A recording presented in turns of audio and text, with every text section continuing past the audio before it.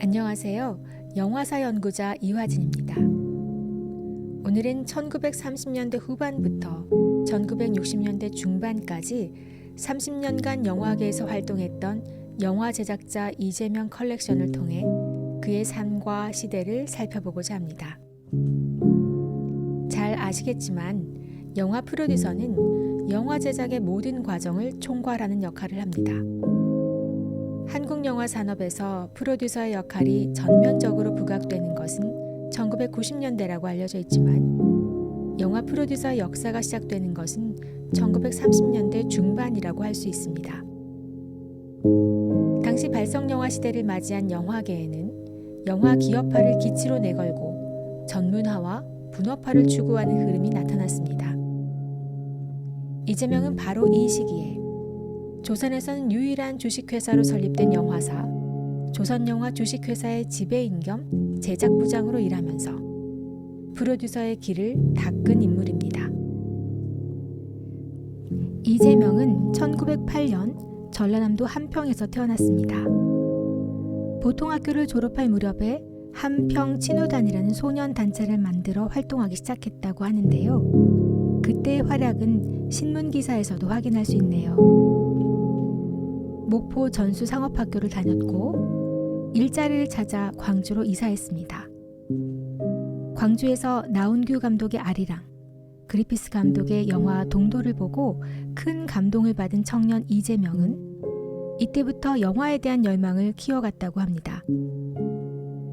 1930년 그는 본격적으로 영화를 공부하기 위해 일본으로 떠났습니다. 일본으로 건너가 PCL 프로덕션 촬영소의 연구생으로 입사했는데요. PCL은 도호 영화사의 전신이지요.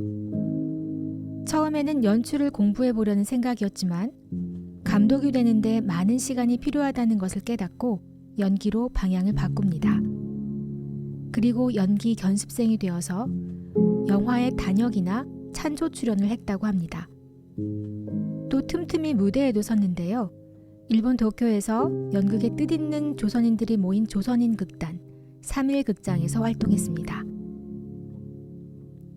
이번 컬렉션에는 그동안 잘 알려지지 않았던 이재명의 일본 시절을 짐작하게 하는 사진 몇 점이 포함되어 있습니다. 이 사진은 1932년 2월에 일본에서 있었던 국제연극대회의 기념사진입니다. 일본 도쿄에서 활동하는 여러 극단이 참여했고 조선인 극단으로서는 이재명이 속한 3.1극장이 유일하게 참여했습니다.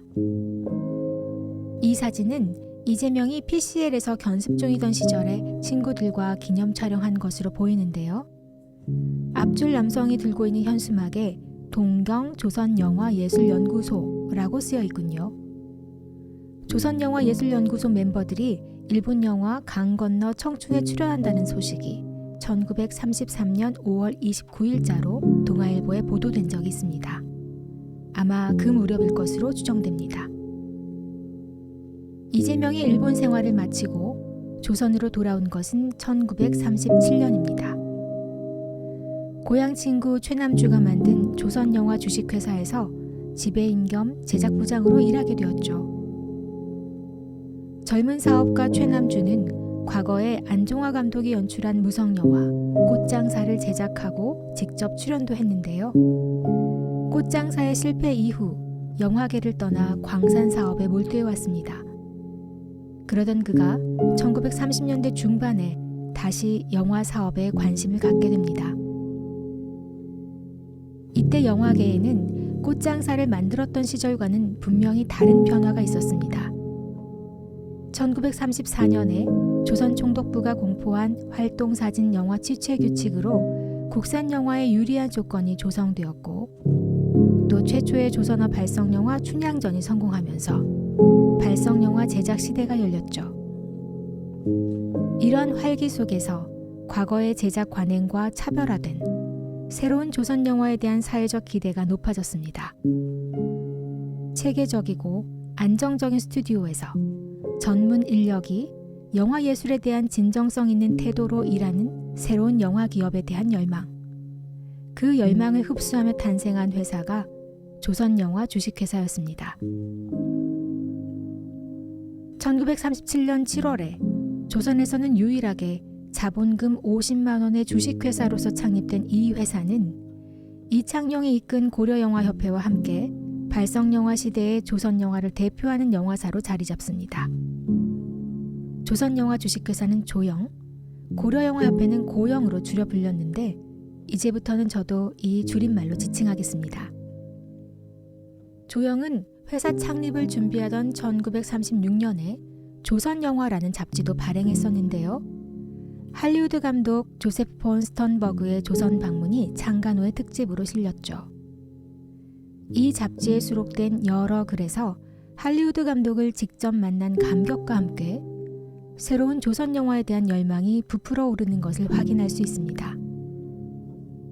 1937년 7월 조영은 경성 종로 일정목에 있는 임갑 빌딩에 사무실을 내고 동소문에 있는 정미소 자리를 빌려서 임시 촬영소를 마련했습니다.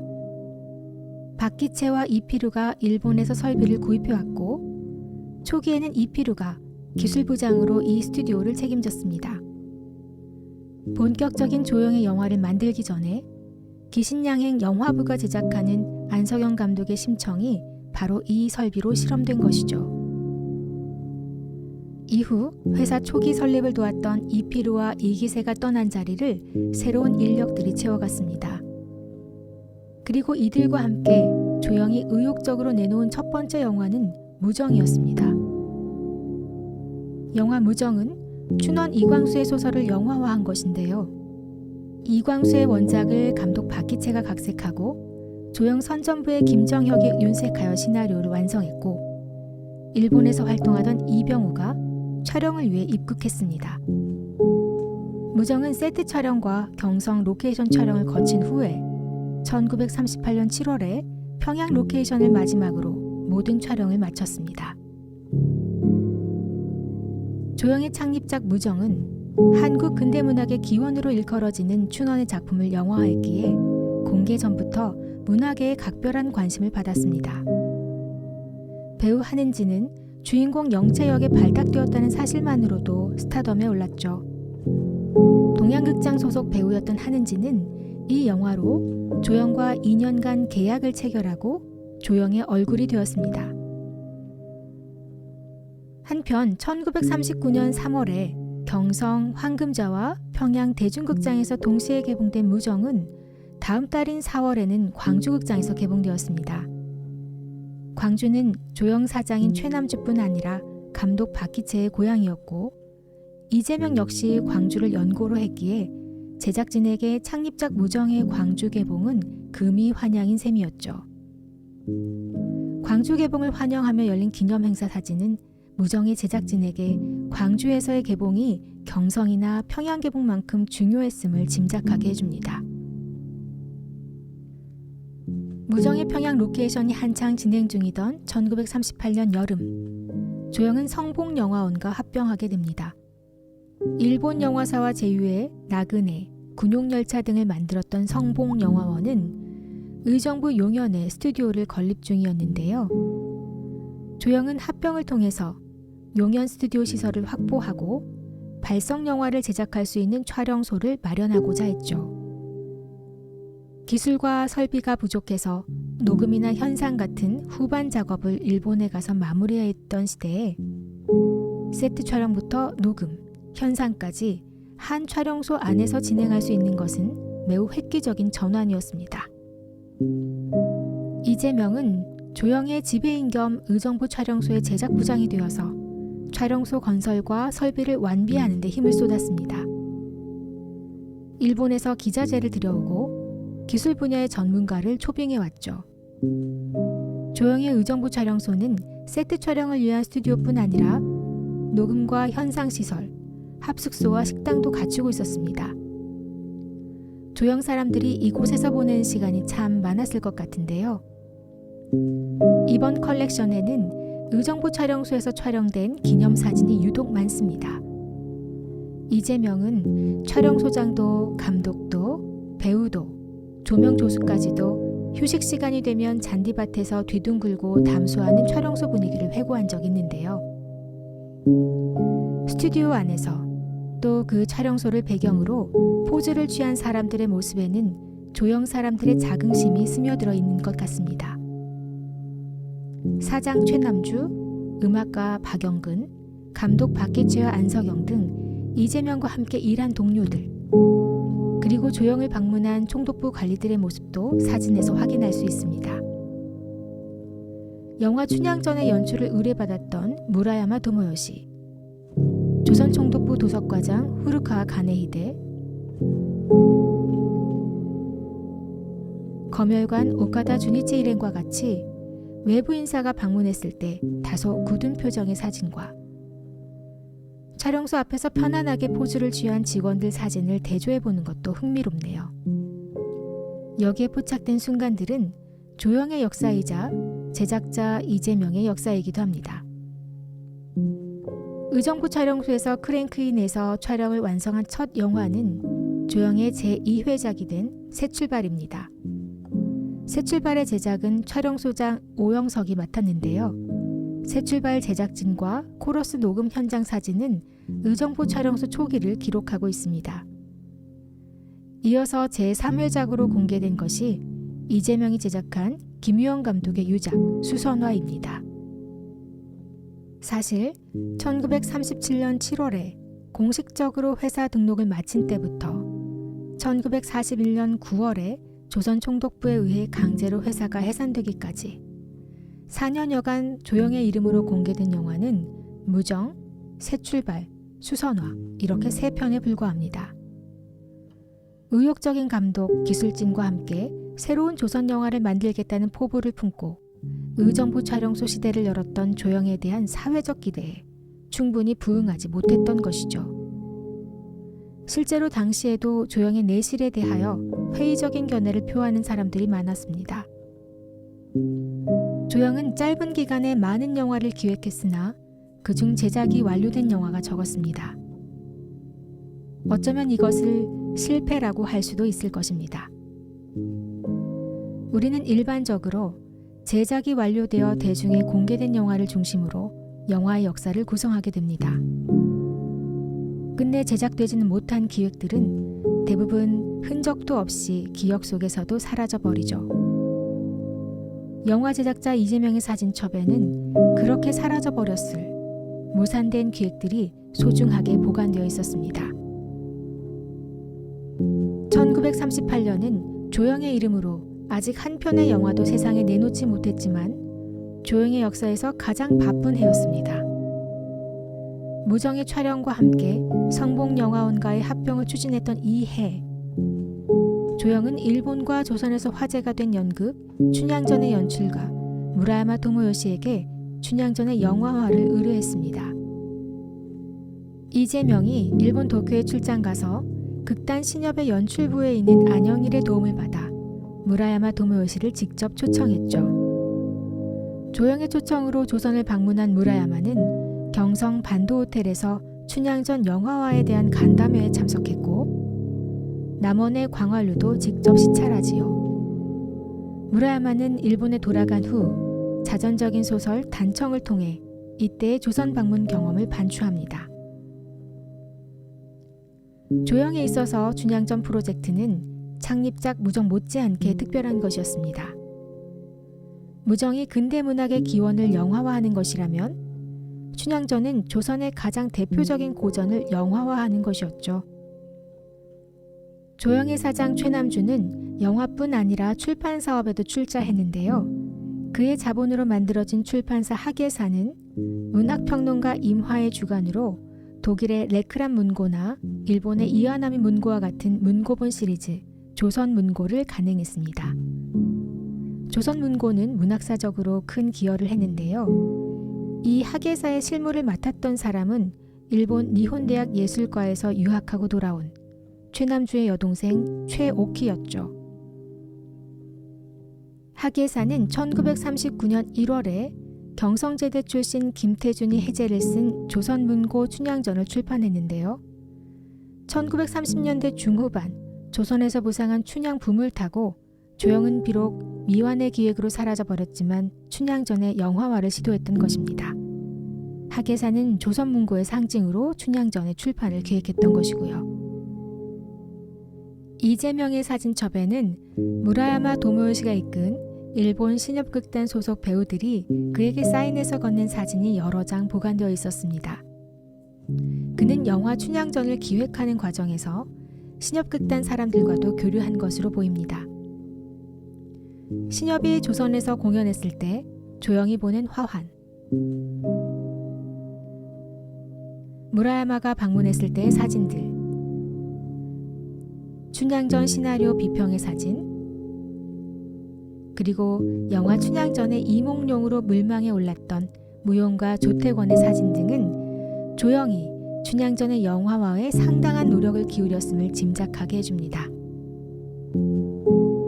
조영은 춘향전을 제작하면서 춘향전의 주인공 춘향역을 현상 모집합니다. 당시 모집 공고에 따르면 자격 조건은 이렇습니다. 만 17세 이상 23세까지 중등 이상의 학력을 갖춘 여성으로 미모, 조선적일 것, 음성이 고울 것. 이 세 조건에 부합해야 응모를 할 수 있었군요. 선발 기준이 매우 주관적인 것 같습니다만 발성영화 시대 일본인 감독에게 연출을 맡길 춘향전의 주인공을 이렇게 상상해 본 것이었겠죠. 공고에는 춘향역에 캐스팅되면 작품 수당 외에도 매월 100원 이상의 급여를 받는다고도 되어 있네요. 이 현상 모집에 수십 명의 여성이 지원했는데 그 가운데 춘향역으로 합격해서 조영에 입사한 인물이 박난이라는 배우입니다. 하지만 춘향전 촬영이 무산되면서 박난이 연기하는 춘향을 볼 수 없게 되었네요. 춘향전의 촬영은 여러 이유에서 계속 지연되었습니다. 춘향 현상 모집으로 화제 속의 조영 전속 배우로 입사한 박난은 안석영 감독의 여학생이 먼저 출연하게 되는데요. 여학생 역시 제작을 마치지 못하면서 박난의 주연 데뷔는 무산되었습니다. 조영 창립 초기부터 깊이 관여한 안석영 감독의 여학생, 유치진의 원작을 이병일의 연출로 영화화하려던 풍년기도 무산된 기획들입니다. 이렇게 몇 장의 사진만 남아있을 뿐입니다. 1940년 1월 조선총독부는 조선영화령을 공포하고 영화를 문화전의 탄환으로 삼겠다고 선언합니다. 이른바 영화 신체제의 선언 이후에 조선 안에 있는 영화사들 사이에서는 1년여간 암중모색의 시간이 있었습니다. 조영은 살아남기 위해 여러 방법을 도모했지만 다른 영화사들과 마찬가지로 해소 통보를 받습니다. 짧지도 길지도 않은 역사를 마감하게 된 것이죠. 그리고 조선의 여러 영화 제작사는 단 하나의 회사, 즉 조선총독부의 국책영화사인 조선영화제작주식회사로 통합됩니다. 1942년 9월 말에 출범한 조선영화제작주식회사에서 제작 전체를 총괄하는 역할은 니카츠 다마가와 촬영소에서 제작 부장을 지냈던 나카다 하루야스가 맡았습니다. 이재명은 과거 조영 경영진 중 유일하게 조선영화 제작 주식회사에 입사했습니다. 제작과장 겸 촬영기술과장의 직함이었죠. 조선영화 제작 주식회사는 1943년에 영화사의 창립과 징병제 실시를 기념하는 영화로 도요타 시로 감독이 연출하는 젊은 모습을 제작합니다. 같은 시기 조선인 제작진을 중심으로 또 하나의 영화가 기획, 제작되었는데요. 박기채 감독이 연출하고 이명우가 촬영했으며 문예봉이 주연한 조선해협이 바로 그 영화입니다. 한국영상자료원이 소장한 조선해협 현장 사진에서 제작진과 출연진의 모습을 볼 수 있는데요. 제작자 이재명의 모습도 여기서 확인할 수 있습니다. 조선해협은 젊은 모습과 거의 같은 시기에 크랭크인했지만 한 달 만에 촬영을 마치고 젊은 모습보다 6개월이나 먼저 개봉되었습니다. 일본 공개를 염두에 두었던 젊은 모습이 시나리오 단계부터 오랫동안 신중하게 진행된 반면에 조선인 관객들을 겨냥한 오락영화 조선해협은 모든 과정이 속전속결로 진행된 것이라 합니다. 문예분과 김신재, 남승민이 출연한 조선해협은 조선인의 전쟁 동원을 선전하는 영화였음에도 불구하고 다른 선전 영화들을 능가하는 흥행 성적을 거두었다고 알려져 있습니다. 이듬해인 1944년 조선영화 배급사에 조선영화 제작 주식회사가 흡수되어서 조선영화사가 만들어지는데요. 조선해협 흥행 이후에 조선인 제작진이 중심이 된 영화들이 적극적으로 기획되면서 이재명은 흙의 열매를 맺다 같은 영화의 제작을 맡았습니다. 1945년 8월 일본의 패전으로 전쟁이 끝나고 한반도는 해방을 맞았습니다. 해방 직후 조선영화사의 다나카 사부로 사장은 조선인 간부진을 불러서 회사의 정리를 논의합니다. 그리고 이재명을 중심으로 운영위원회가 구성되었죠. 일제의 국책영화사에서 일했던 이들은 이제 그 기자재로 뉴스 촬영대를 조직해서 해방의 감격을 기록했고 이렇게 만든 영화를 극장에서 공개했죠. 1945년 9월 38선 이남 지역에 미군정이 시작되었습니다. 과거 조선영화사의 모든 재산은 적산으로 처리되어서 미군정의 관리하에 놓이게 되죠. 적산 조선영화사를 인계받은 이재명은 익숙한 기자재로 제주도 풍토기를 제작했습니다.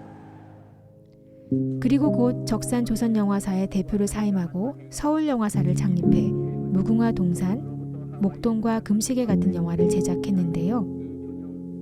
얼마 지나지 않아 한국전쟁이 일어나면서 영화사의 문을 닫을 수밖에 없었습니다. 이재명의 영화 활동이 재개된 것은 1956년 무렵으로 보입니다.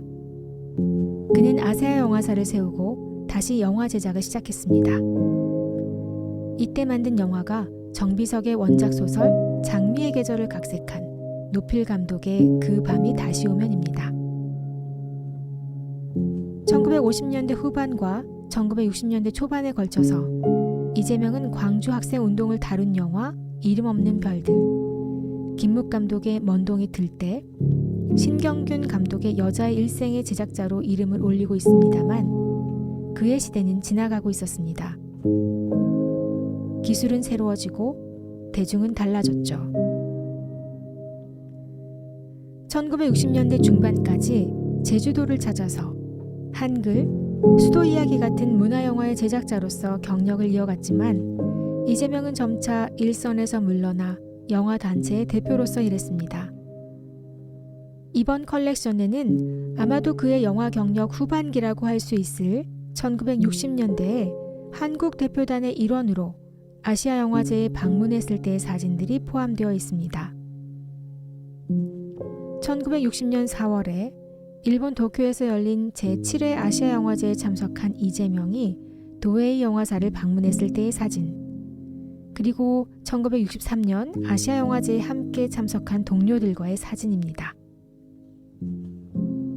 제작자로서 이재명은 1966년 악인가를 끝으로 은퇴합니다.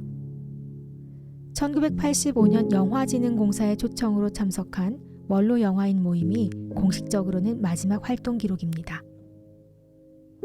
이재명은 감독도 배우도 기술자도 아니었지만 영화 제작에 처음부터 끝까지 함께했던 프로듀서의 삶을 한 권의 사진첩으로 묶어 오랫동안 보관했습니다. 컬렉션에는 인물이 정자세로 기념 촬영한 것이 많은데요. 제작 현장의 생동감을 느끼기에는 한계가 있지만 얼마나 많은 사람들의 노력으로 영화가 만들어져 왔는지를 새삼 깨닫게 해줍니다. 자본도, 인력도, 기술도 부족했고 기자재와 설비도 충분하지 않았던 일제강점기에 전문적이고 분업화된 제작 시스템을 구축하고 그것을 바탕으로 새로운 영화를 만들고자 했던 영화 제작자 이재명. 그의 컬렉션을 통해서 한국 영화사의 역동적인 시간들을 방문해 보았습니다. 앞으로 더 풍부한 자료를 통해 그 시간들이 입체적으로 조명될 수 있기를 희망해 봅니다.